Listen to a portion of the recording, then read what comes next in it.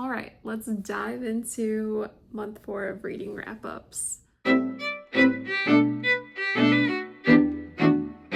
April, I had all of these dreams and aspirations, as always. We always do that, right? I read some, and yeah. I figured that maybe I'd also do like a quarterly, like kind of like March Madness. I know it's for April, but like quarterly like playoff or whatever, and then like I can do this like each quarter, and then at the end of the year, I guess actually beginning of next year, I can put the 4 quarters against each other and see what was the best book of 2025. So I guess wrapping up for April, I read 2 books. I started a ton. They were good books that I had started, but perhaps they'll show up later on this year. But it was not a reading month. And maybe it was because one of the books was so good that I was just kind of done. No, I know the real reason why it wasn't a good reading month. I had a friend introduce me to This Is Us on Netflix. So I watched all 6 seasons in 2 weeks. So it was an obsession. It was great. It was fantastic. That show broke me and healed me. Just such a good show. Such a good story. I mean, ratings about stories and stuff like that. I don't regret it, man. What a ride. Get your tissue box ready if you're gonna go down that rabbit hole. Anyway, so books, that's what we're here for, right? The first book that I finished was this little shorty. So it's Intimations by Zadie Smith, and I have not read anything from them before. And I don't normally read like short stories or like selections of essays very frequently. When I do, I do find myself like really enjoying them. This one was pretty thought-provoking and also memory-provoking because it was surrounding COVID-19 times and the political climate of those times. It was a lot to kind of go through all of that again, to read essays from that mind space in that time frame I wouldn't say healing. It was kind of sad in the fact that same issues then are still occurring now with more. It was bleak. How about that? Like, it made me feel quite bleak. It's not that I per se liked feeling that way. It was a good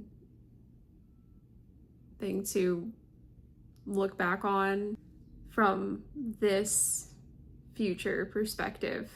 Put some things in order in my mind. I don't know. It was easy to read, as in like, short snippets. I could read it, set it down, read some, set it down. So that was kind of nice. Because it was that way, it had me sitting with my own thoughts on different things within my own life too. So I think I would like other things by Zadie Smith, but I haven't read anything else by them. So it might be interesting in the future to explore that. I don't know if I'm per se in that headspace right now, but yeah, it was a nice little book to read. The next book that I finished I don't think that we are surprised. Sunrise on the Reaping. Definitely more so like my enjoyment read. I know that some people are like, oh, I'm not gonna read another one if she keeps putting out another one. Okay, anything that she puts out, I'm gonna read. Let's be honest. Hunger Games in general, like one of my favorite series. I had my apprehensions, I'm not gonna lie. Ballad of Songbirds. Is that what it is? Let me go grab my, yeah. The Ballad of Songbirds and Snakes. I treated myself to this pretty little set. That one, I did enjoy it when I read that, but with that one, the book itself,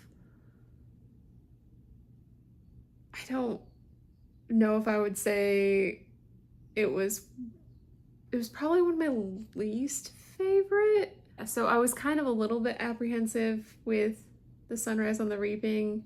I didn't know if it was going to be more of the same. Like, I do think that the Ballad of Songbirds and Snakes did build upon that world pretty decently. I was kind of a little bit worried about this next one, but obscenely excited because Hamage, everybody, who doesn't love Hamage, right? I think that I definitely did not have a good reason to be worried about that because, my gosh, I absolutely love this book. At first, I was a bit annoyed by all of the callbacks to other people within the series, but I mean, it makes sense though that it would play off of characters of the past. But once I got past that, man, it gets pretty dark, and it definitely makes me want to reread the others. Maybe it'll be something that I do before I go and see the movie next year. Like, maybe that'll be like my next year goal. Absolutely loved it. I loved his tie to like how he ended up becoming an alcoholic. His love story, his very tragic love story. Like, we knew, but man, how that played out. Snow being Snow. Ugh. I strongly recommend that if you enjoyed the Hunger Games, like, maybe you didn't want to read about Snow and his backstory, whatever, like, cool. Like, don't read the Ballad of Songbirds and Snakes, whatever. I thought it was great. I did like it. But you can definitely read Sunrise on the Reaping, like, standalone by itself, like, without even reading the Hunger Games, for sure. You would probably get bogged down with all of the names being called out. If you just read even the original Hunger Games and then wanted to read this because you are interested in Hamage, I would say, yeah, go for it. Like, it's good. Like, on its own, it is pretty good. And it's nice to see the bridge between, like, the beginning, kind of, sort of, with the Ballad of Songbirds and Snakes, and like how clunky everything was with the games, and then to see how it had progressed in that amount of time in comparison to how it ends up with Katniss and Peeta. It is very well connected, and she worked within her boundaries fantastically. Like, ugh.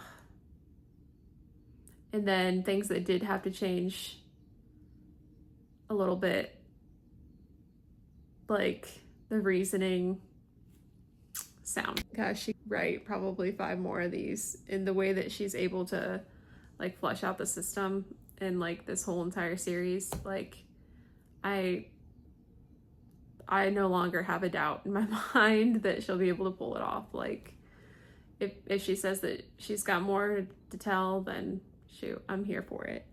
All right, so those are the 2 and only books that I read in April, and now I look back on it, oh, pretty good. So I have like a little pile of the books that I've read this year, and I figured I'll just like draw 2, put them up against each other, and then like have a winning pile and then like keep drawing from it. But it won't look like that for you because I'll be torturing editing Heather. Smoke Gets in Your Eyes versus The Road. This is actually harder than I thought it was going to be now.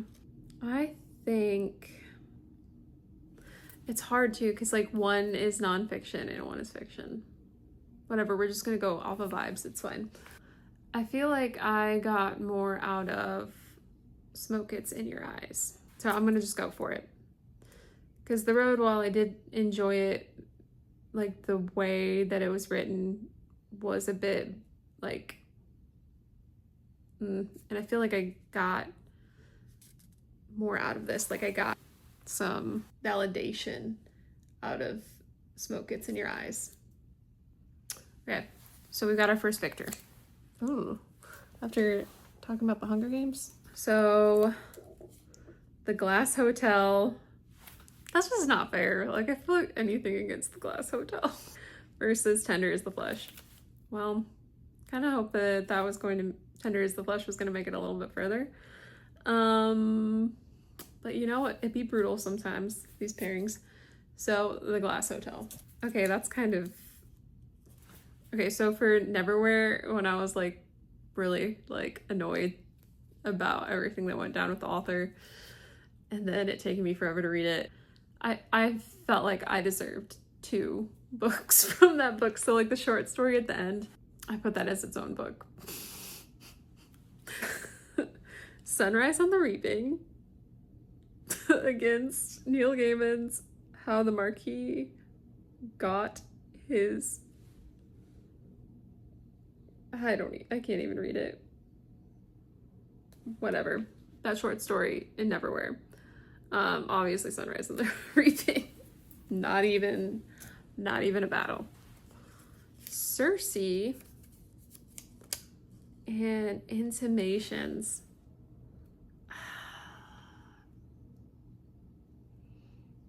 Very different. Those are so different. And I feel like I got like more...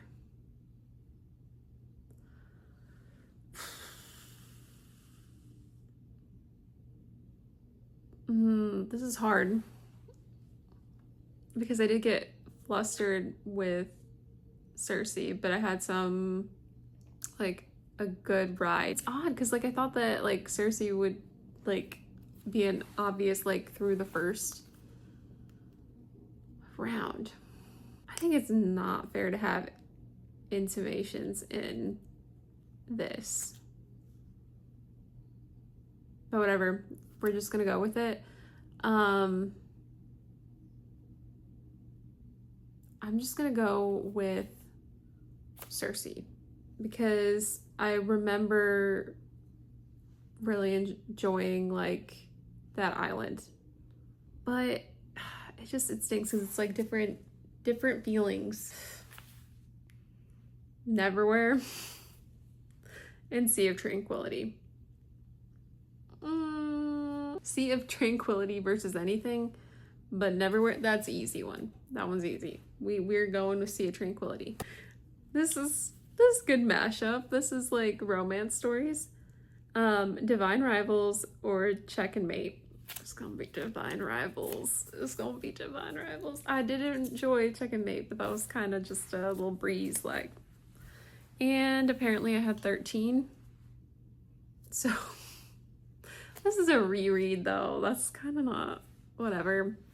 This one, I guess, just gets thrown in because I had an odd number. Station 11. Which honestly, we aren't upset. But man, that's crazy. Like none of that series from Emily St. John Mandel like went up against each other yet.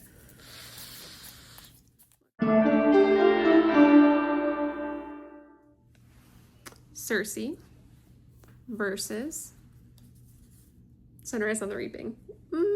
That's pretty easy. Sunrise on the Reaping. Glass Hotel versus Station 11. Station 11. Sea of Tranquility. Smoke Gets in Your Eyes. Sea of Tranquility. And who automatically makes it? Divine Rivals.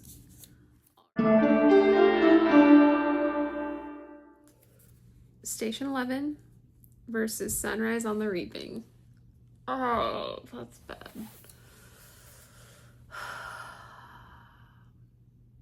I hate this. But Sunrise on the Reaping. Sea of Tranquility versus Divine Rivals. That's hard. That's harder than I thought it would be.